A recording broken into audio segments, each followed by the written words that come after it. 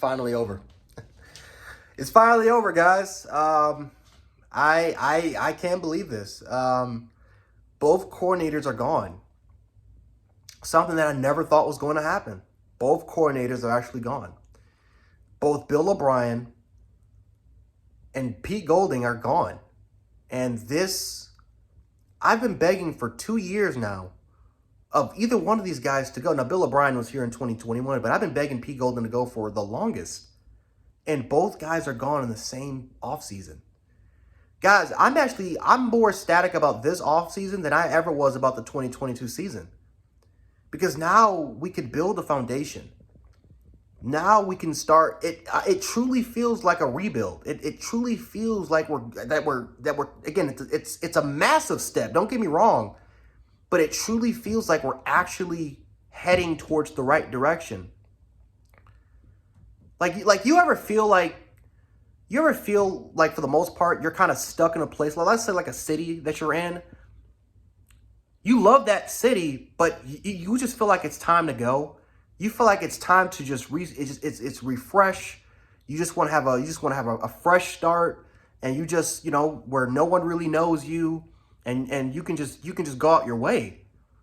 I mean, this is what it feels like, man. It feels like we're starting anew. We're starting fresh. A lot of those players, which, by the way, I respect any player that wants to play for the University of Alabama or has played for the University of Alabama. But a lot of those pieces that have been here since forever are gone now.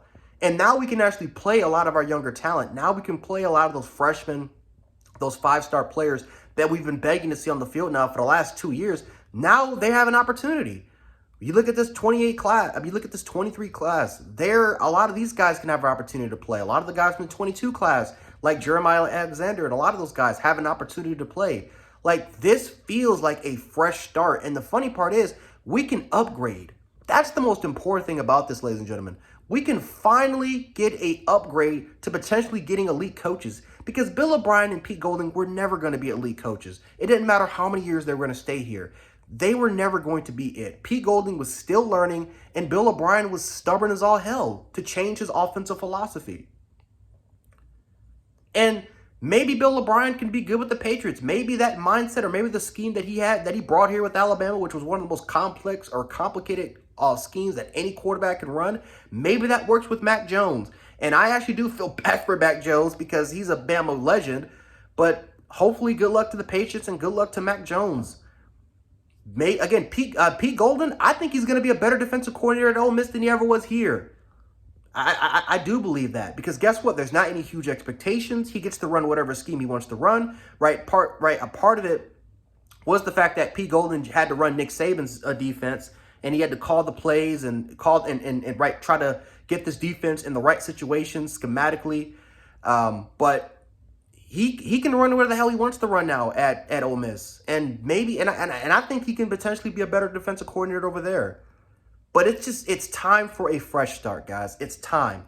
And it finally happened. Because I ain't going to lie, I was worried. We almost came to that date where, again, there's only so much you can do. Because, again, his contract expires, but are we going to renew that contract? I mean, it didn't happen. Bill O Brien took the job. Pete Golding left. And Nick Saban doesn't publicly fire coaches. I know people say, well, why didn't Nick Saban fire them sooner? They don't fire coaches. This is actually the equivalent of being fired, but typically Nick Saban doesn't publicly fire his coaches. He's never done that to whatever he's been. He's never done it.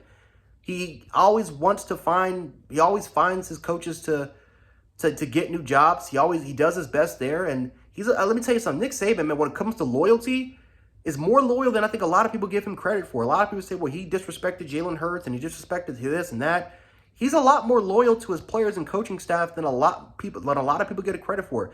That's exactly why Nick Saban has the largest coaching potline, NFL and college, out of anybody in football right now, and that includes Bill Belichick. There's a reason why a lot of his players, that former players or even players that transferred, still talk highly of Nick Saban. Right? Jalen Hurts, the reason why he's even to this day, right? This is a player that was benched for Tua. What does Jalen Hurts talk about when it comes to Nick Saban? He talks nothing but positives and talks highly of Nick Saban. Because at the end of the day, Nick Saban helped Jalen Hurts get to Oklahoma. For those who don't know, he actually, again, he called up Lincoln Riley. He told him about Jalen Hurts. He, in a way, I mean, again, he pushed Jalen Hurts to go. He said, listen, Jalen, go to Oklahoma. This is where you're going to succeed. This is where you're going to have the best chance to succeed. And Jalen Hurts is in the position he's in right now, even after when he's not playing on the team because of Saban. And Jalen Hurts even admitted it from his own mouth. So, guys, I'm ecstatic about this. Again, I know I'm not showing it. Normally, I'll be running around, jumping, yelling, screaming, all that type of stuff, like a fangirl, like I did with the Pete Golden video. But I think because my Bills got their ass smacked by the Bengals, I'm still a little bit more, I'm still pissed off, and I'm still disappointed about that loss. So it's kind of affecting it. But this cheers my mood up. This cheers my mood up, man, so much. And we finally get to start afresh. We finally get to start a fresh start, a new beginning. And I'm excited to see who we hire as our offensive coordinator, our defensive coordinator. Hopefully it's not the wrong choice. If this was, again, I would love to get Glenn Schumann. I would love to get Jamie Pruitt. Offensive coordinator, I wanted Garrett Riley, but now that he's at Clemson, maybe, again, do you bring Joe Brady? Who do you bring as offensive coordinator? I'm not too sure who you bring. But I'm excited. I'm honestly excited for these, not just for the university, but for these players. But maybe this is exactly what we need, the push that we need to get to a national championship, a complete rebuild, while still keeping the talent that we have.